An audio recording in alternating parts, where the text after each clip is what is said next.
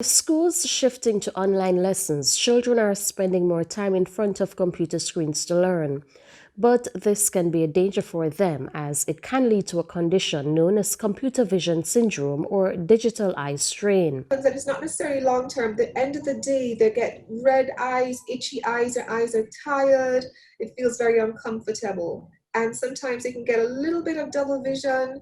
They don't see things as clear as they used to, but that's usually a transient thing. So with time, you don't actually have a long term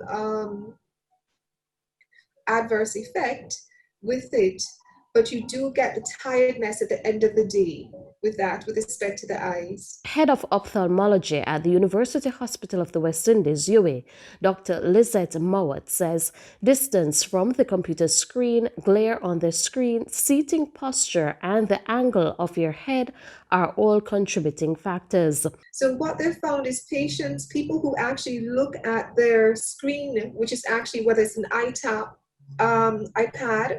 or their phone on the desk, you're actually more likely to get eye strain if you're viewing something always looking downwards. You want to have the computer, the top part of the computer at the eye level at least, so that you're not straining your neck to look up at it and you're not straining to look down at it.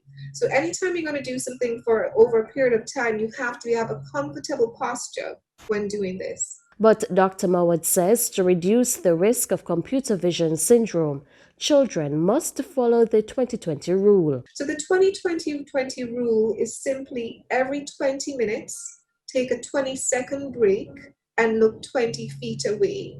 So even if you're in a small room, approximately every 20 minutes, just take your break away from the computer and just look out the door, down the corridor, break the gaze. So the important thing is, just like if you're in the gym, you're not constantly exercising that same biceps muscle, you actually take a break. That's what the 20-20-20 rule is to allow for. With your health report, I'm Shamela Pullen wishing you good health.